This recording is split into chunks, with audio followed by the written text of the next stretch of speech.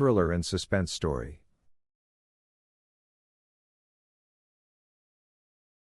A package arrives at your character's house, but they didn't order anything. Write about what happens next. For the most part, Casey loved her little bungalow. It was the perfect size for her, and walking distance from the train, a small locally owned supermarket, and a great mom-and-pop breakfast diner. The only problem was that a string of previous tenants had left their mark in the DIY projects of dubious quality, and the buckets of mail they still received at Casey's address. Monica Volkov was the worst one. For all the other ghosts of tenants past, Casey only received ad mailers and the occasional request for a charity donation, but for Monica Volkov, she always got serious stuff, envelopes that clearly contained hospital bills or insurance policies, even the occasional package. It was almost as if Monica Volkov had never bothered to tell anyone she didn't live there anymore.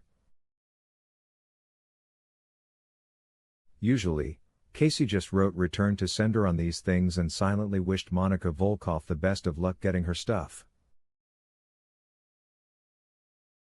When the bright red envelope from the Traffic Enforcement Division arrived at her mailbox, announcing that she'd run a red light equipped with an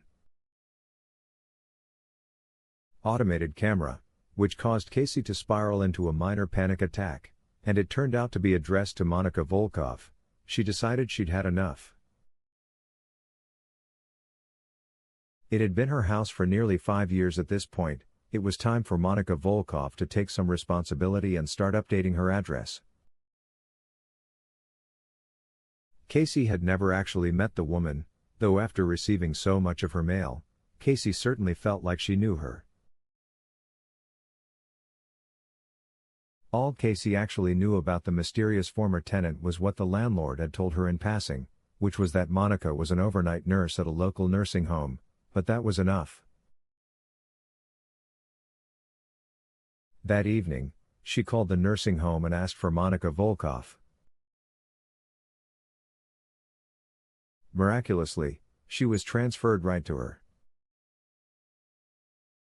"Monica speaking," said a woman on the other end of the line. "Hi," Casey began.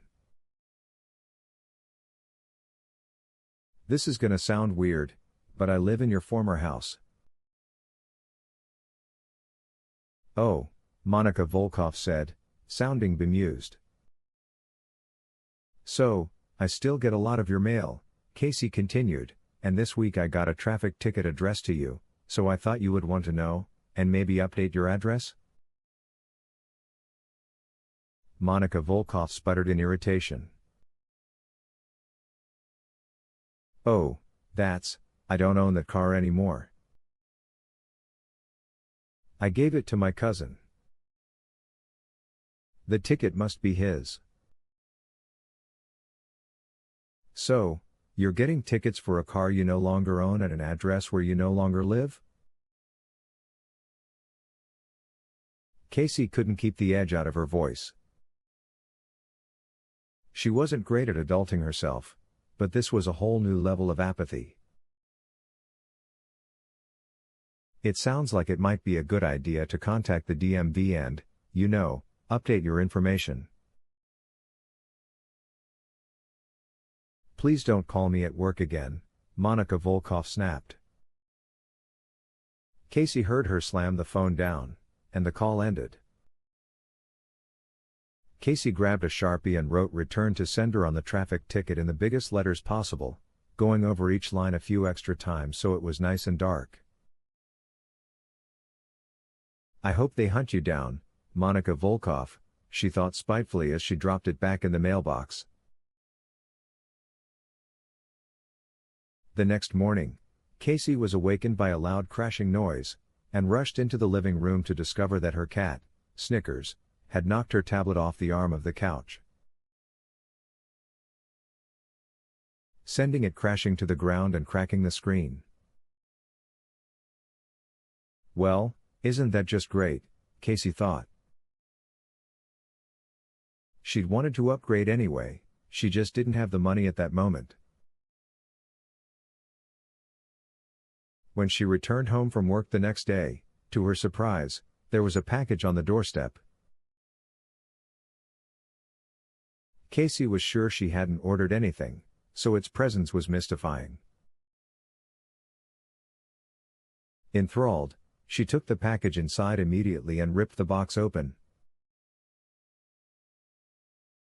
Inside was a brand new tablet. Just the one she'd wanted, too. Casey was stunned. She would have definitely remembered ordering a replacement for her broken tablet.